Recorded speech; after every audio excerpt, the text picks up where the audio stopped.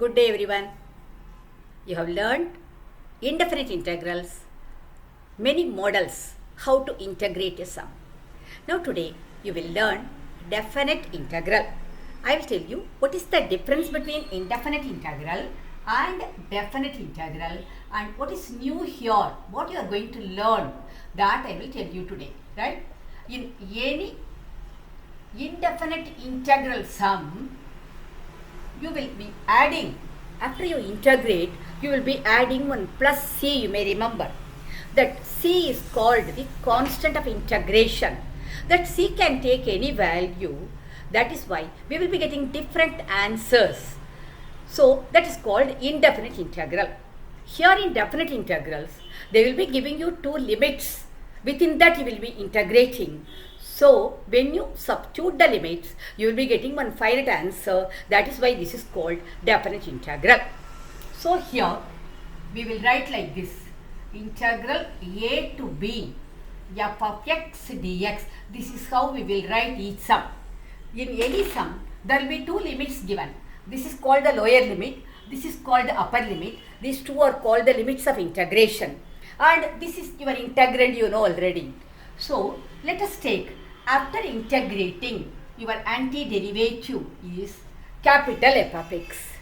Now you have to put a square bracket here. You write the lower limit here. You write the upper limit here, right? Now first you have to substitute the upper limit in the place of x. So you will be getting f of b. Then put a minus. Then you substitute the lower limit in the place of x. You will be getting f of a. So for this sum, you have to integrate normally by whatever method that is appropriate for that sum. Substitute the upper limit minus substitute the lower limit. This is definite integral. Geometrically speaking, this will help you to find the area bounded by the curve y is equal to f of x axis, and the ordinates x is equal to a and x is equal to b. This is the geometrical meaning and the interpretation for a definite integral. So now let me see a few simple examples I will give you. You can learn from them how to go about in a definite integral sum. The first sum we will take as I is equal to integral minus 1 to 2 x minus 2 dx. Now within integral you have got two terms. You can either integrate them separately or you can consider them as a whole and you can integrate. So I am going to consider like this. So now my integration answer will be x minus 2 the whole square by 2. Let me put a bracket like this. The lower limit, the upper limit. Okay. Now that will be equal to this 1 by 2 I will take out, because when I take the constants out, it will be easy for your calculations. So now this 2 I will substitute first, because that is the upper limit. 2 minus 2 is 0. So I will get 0. The upper limit vanishes. Put a minus sign. The lower limit is minus 1. Minus 1 minus 2 is minus 3. Minus 3 the whole square is 9. So you will be getting a 9. So the answer is minus 9 by 2. Okay. So this is how you have to approach a definite integral sum.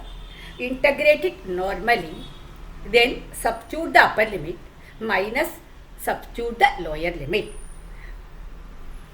Let me give you one more example to understand the basic better. So let me take I is equal to integral 0 to pi by 4 tan squared x dx. You know there is no straight formula to integrate tan squared x. But you remember the trigonometric identity? 1 plus tan squared x is equal to secant squared x. So tan squared x can be written as secant squared x minus 1. So now let us write this tan squared x as integral 0 to pi by 4 secant squared x minus 1 dx. Now you have a formula for this. You can integrate this also easily. That is equal to This is tan x minus x within the limits 0 to pi by 4. Now, you have got two terms here. Now, you can substitute the upper limit for both the terms first, then minus, you can substitute the lower limit for both the terms. That is one way of doing. Another way is, take the first term, substitute upper limit minus lower limit. Take the second term, substitute upper limit minus lower limit. I am going to follow the second method because that is better. The chances of making mistakes are less there. So now, tan x 0 to pi by 4, okay, minus the second term is x 0 to pi by 4. Now let me apply separately upper limit tan pi by 4 minus tan 0 over. Coming to the second term, minus pi by 4 minus 0. You know tan pi by 4 is 1, tan 0 is 0. You have got a minus pi by 4 there. So it is 1 minus pi by 4. So these two sums are very simple. Hope you have understood it well. So we will see few more examples in the next video.